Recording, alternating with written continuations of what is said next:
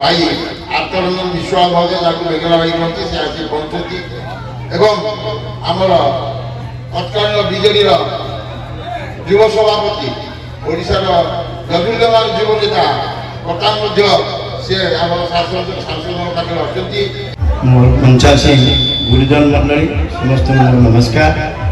मोर भाई प्रफुल्ल भाई झाला भाई अन्यमान जो 85 नमस्कार।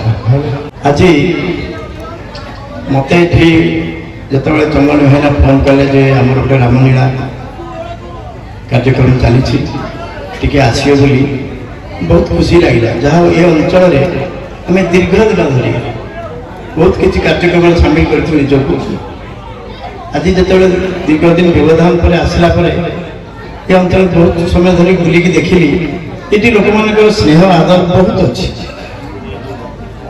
तेणु मुझे निश्चित भाव भाईना जीवी मुझे आज देखुची ये जो कार्यक्रम चली कार्यक्रम को चलेगा जे केते कष्ट जहाँ बहुत बहुत धन्यवाद समीर एवं चंदन भाईना कमिटर कार्यकर्ता मान गांधी भी अच्छे सब सहयोग कर कार्यक्रम चलेगा जो परिश्रम कर चल रखते दीर्घ दिन 9 दिन करवा आगू पुणी ठीक भाव तुलेवा ये बहुत कष्टकारी व्यापार एम बहुत बहुत धन्यवाद ये मैंने कार्यक्रम को चल रखते।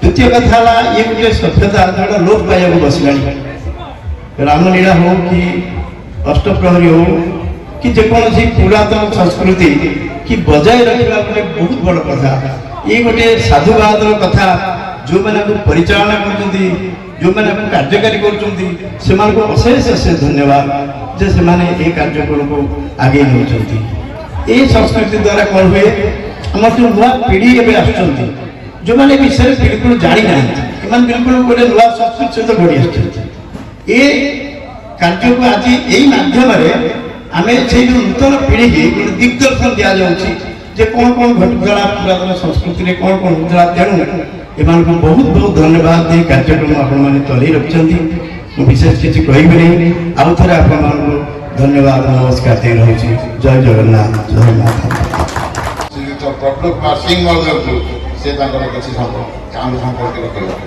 मोर भूमिष्ठ प्रणाम। आज ये जो रामलीला कार्यक्रम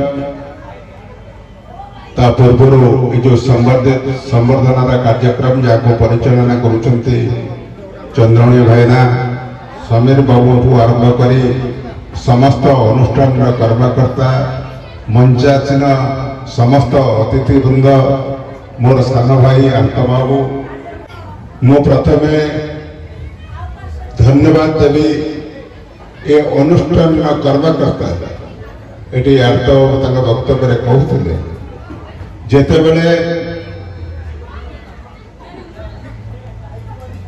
वर्तमान युवा समाज पाश्चात्य सभ्यता को अनुकरण करते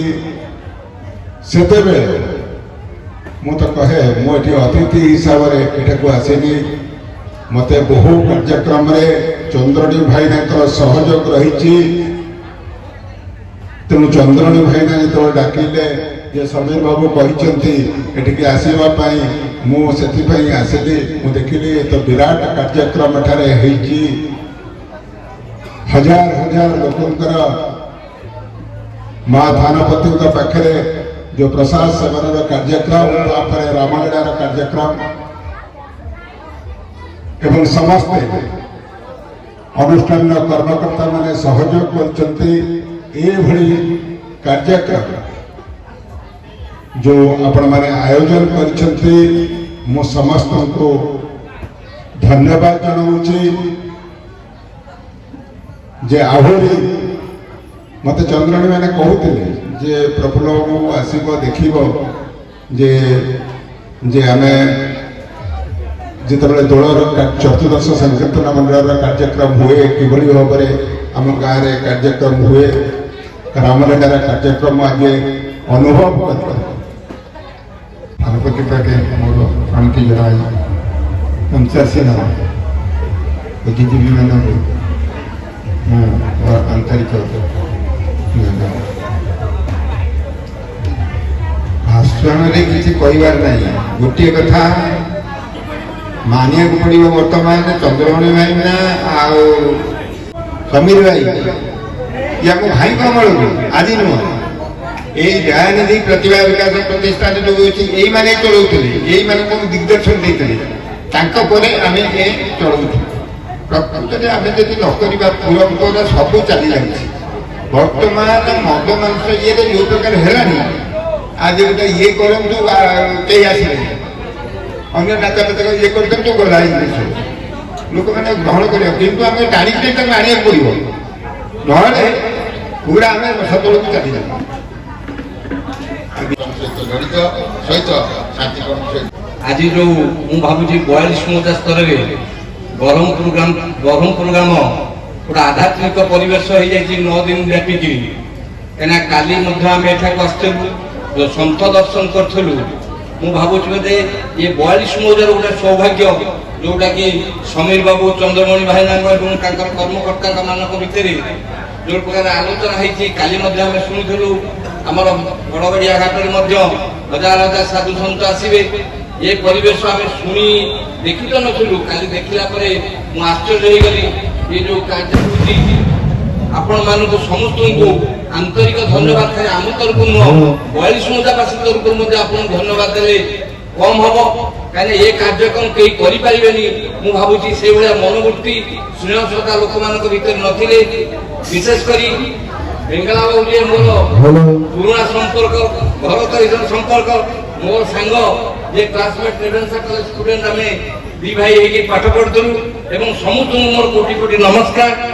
ଆମେ କାହିଁକି ରାମାୟଣକୁ ଚରିତ୍ରକୁ ନେଇ ଆମ ପରିବାରକୁ ଗଢ଼ିବା, ସେ ସମସ୍ତ ବିଷୟ ରାମାୟଣ ଉପସ୍ଥିତ ବର୍ଣ୍ଣନା କରାଯାଇଛି।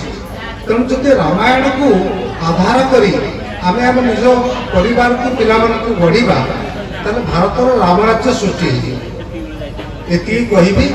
ଆଉ ଭଗବାନର ତ ଅନନ୍ତ, ତାଙ୍କ କଥା ମୁଁ ବା କ'ଣ କହିପାରିବି, ତାକୁ ନିଜେ ସରସ୍ୱତୀ ତ କହିପାରିବେନି। ଆଉ ତେଣୁ ସମସ୍ତଙ୍କ ସମସ୍ତଙ୍କ ପରିବାରକୁ ରାମରାଜ୍ୟରେ ପରିଣତ କରିବାକୁ ଚେଷ୍ଟା କରନ୍ତୁ। ପିଲାମାନଙ୍କୁ ସେଇ ଦିଗରେ କେମିତି ଗଢ଼ିବାକୁ ଚେଷ୍ଟା କରନ୍ତୁ, ଯାହାଫଳରେ ବର୍ତ୍ତମାନ ଯେଉଁ କଳିଯୁଗର କଳିଶୁତ ବାତାବରଣ ଭିତରୁ ସେମାନେ ସବୁ ରକ୍ଷା ପାଇବେ। ଏତିକି ମୋର କହିବା କଥା। ସମସ୍ତଙ୍କୁ ମୋର ପ୍ରଣାମ। ଯେଉଁ କର୍ମକର୍ତ୍ତାମାନେ ଏଠୁ ଆୟୋଜନ କରିଛନ୍ତି, ଏହା ଚାଲୁ ଏବଂ ସେମାନଙ୍କୁ ମଧ୍ୟ କୋଟି କୋଟି ଧନ୍ୟବାଦ। ମା ଥାନପତି ଅନୁଷ୍ଠାନର କର୍ମକର୍ତ୍ତା, ସଭାପତି, ସମ୍ପାଦକ ସମସ୍ତଙ୍କୁ ମୋର ଆଦିବ ଅଭିନନ୍ଦନ, ଶୁଭେଚ୍ଛା ଆଉ ପ୍ରଣାମ। ଆମର ଲେଖକ ଭରତ ବାବୁ ଆପଣଙ୍କୁ କହିଲେ, ମୁଁ ବିଶେଷ କିଛି ନ କହି ଆମର ସମସ୍ତ ରାମପ୍ରେମୀ ଦର୍ଶକଙ୍କୁ ଅନୁରୋଧ କରୁଛି, ଆପଣ